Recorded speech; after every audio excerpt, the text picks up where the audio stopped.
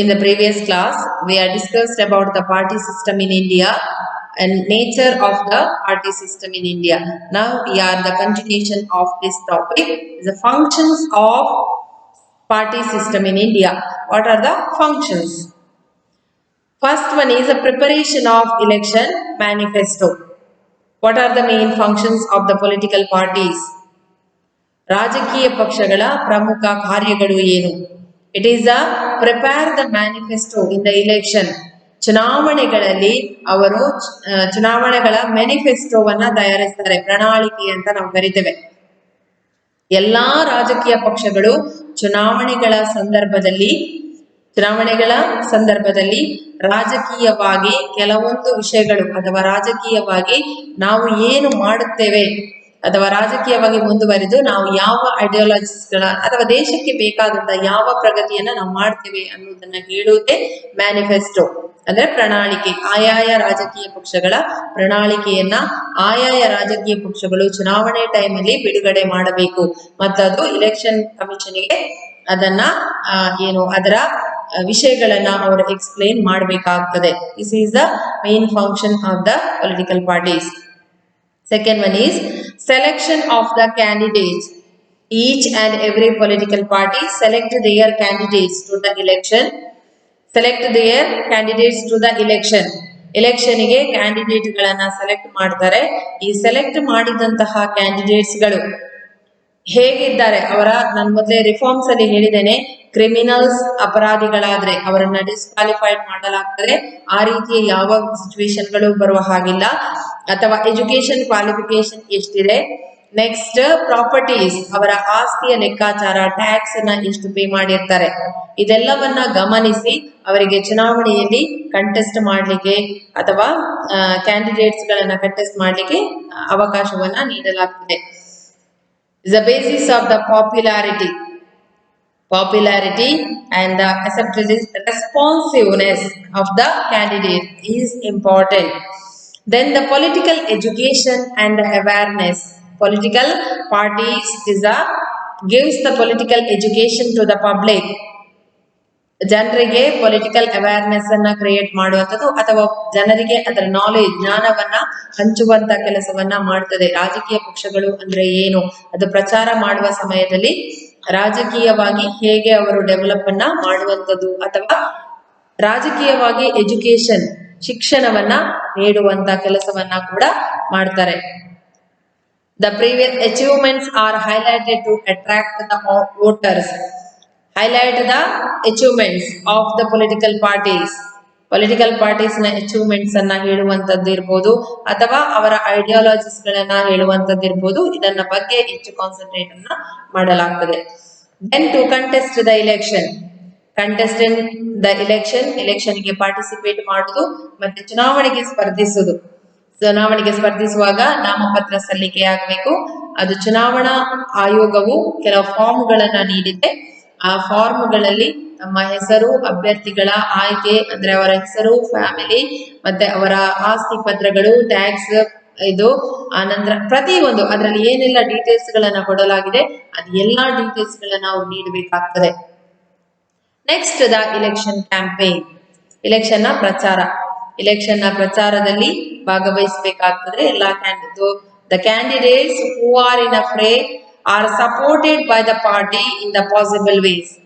Provisions for the election expenses using the public platform by speeches. ಅದು ಭಾಷಣ ಮಾಡ್ತಾರೆ, ಅದೆಲ್ಲ ನಿಮ್ಗೆ ಗೊತ್ತಿದೆ, ಭಾಷಣ ಮಾಡ್ತಾರೆ. Leaders of parties and through electronic and mass media to win the election. ಪಕ್ಷಗಳು ಎಲ್ಲಾ ರಾಜಕೀಯ ಪಕ್ಷಗಳು ಮಾಸ್ ಮೀಡಿಯಾ ಮಾಧ್ಯಮಗಳನ್ನು ಬಳಸಿಕೊಳ್ತವೆ ಮತ್ತು ಪ್ರಚಾರ ಮಾಡುವ ಭಾಷಣಗಳನ್ನು ಮಾಡ್ತಾರೆ ಅಥವಾ ಅಡ್ವರ್ಟೈಸ್ಮೆಂಟ್ ಗಳನ್ನ ಕೊಟ್ಟು ಈ ರೀತಿಯಾಗಿ ಎಲ್ಲಾ ರೀತಿಯ ಪ್ರಚಾರದ ಅವರು ವಿಷಯಗಳನ್ನ ಕೈಗೆತ್ತಿಕೊಳ್ತಾರೆ.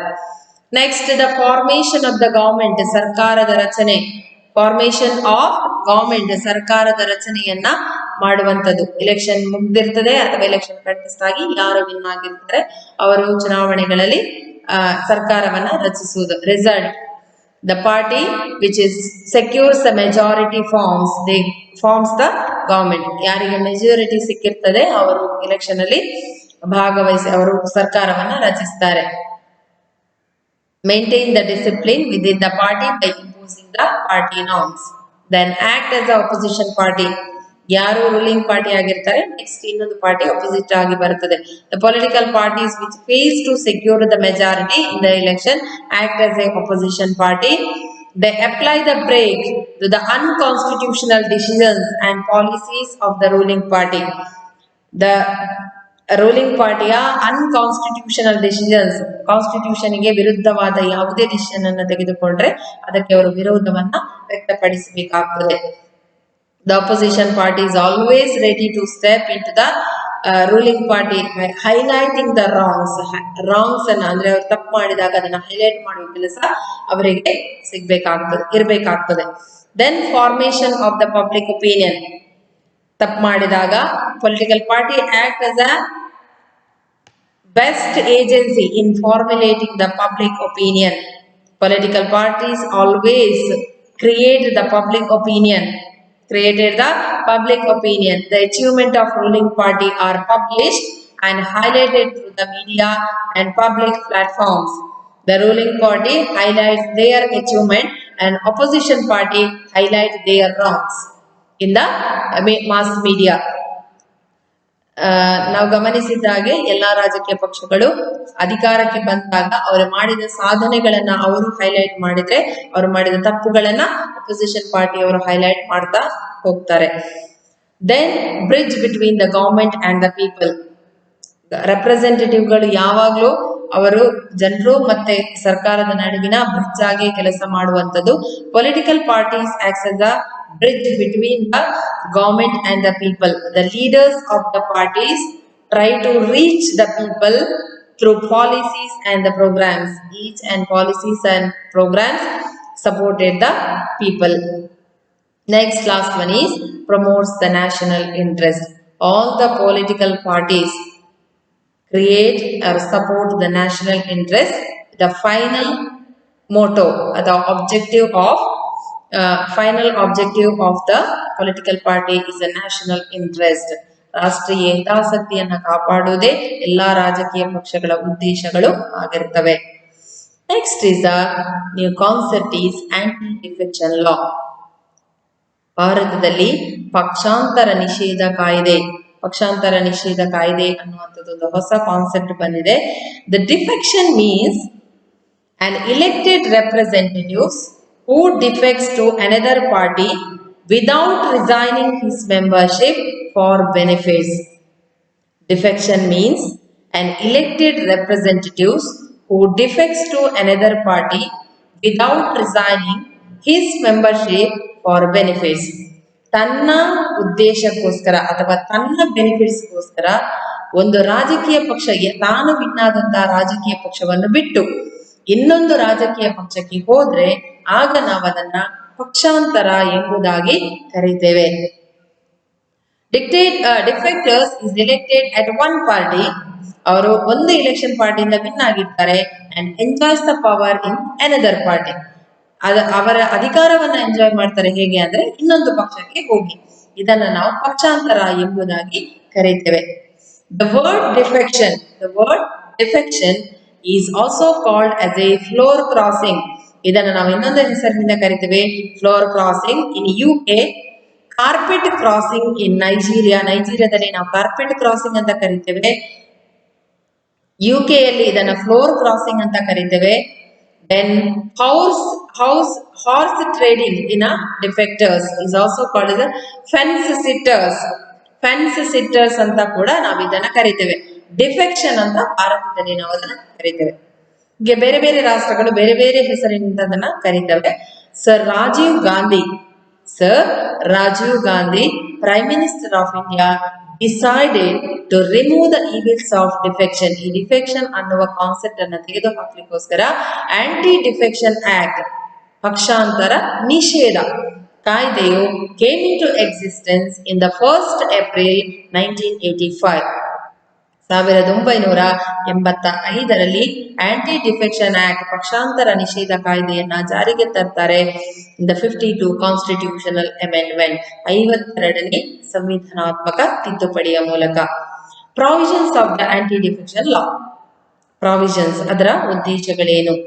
First one is a member of a parliament, ಒಂದು ಸದನದ ಸದಸ್ಯರು, ಸಂಸತ್ತಿನ ಸದಸ್ಯರಾಗಿದ್ರೆ, ಆರ್ ಸ್ಟೇಟ್ ಲೆಜಿಸ್ಲೇಚರ್, ವಿಧಾನಸಭೆಯ ಸದಸ್ಯರಾಗಿದ್ರೆ, belonging to any political party, belonging to any political party, ಯಾವುದೇ ಅವ್ರ ರಾಜಕೀಯ ಪಕ್ಷಕ್ಕೆ ಅವರು ಪಕ್ಷದಲ್ಲಿದ್ರೂ ಕೂಡ shall be disqualified if he voluntary quits his party. ಅವರು ಒಬ್ಬರೇ ಅವರ ಪಕ್ಷವನ್ನ ತ್ಯಜಿಸಿದ್ರೆ ಆಗ ಅವರು ಆ ಪಕ್ಷದಿಂದ ಡಿಸ್ಕ್ವಾಲಿಫೈಡ್ ಅಂತ ಘೋಷಣೆಯಾಗಿದೆ. Second point is he will be disqualified from his membership if he vote against the party whip. ಒಂದು ಪಾರ್ಟಿ ಅವರಿಗೆ ಹೀಗೆ ನೀವು ಮಾಡಬೇಕು ಅಂತ ಹೇಳಿರ್ತದೆ, ಅದಕ್ಕೆ ವಿರುದ್ಧವಾಗಿ ಅವರು ನಡ್ಕೊಂಡ್ರೆ ಆಗ ಕೂಡ ಅದನ್ನ ನಾವು ಪಕ್ಷಾಂತರ ನಿಷೇಧ ಕಾಯ್ದೆಯಡಿ ಅವರನ್ನ ಡಿಸ್ಕ್ವಾಲಿಫೈ ಅಂತ ಕನ್ಸಿಡರ್ ಮಾಡ್ತೇವೆ.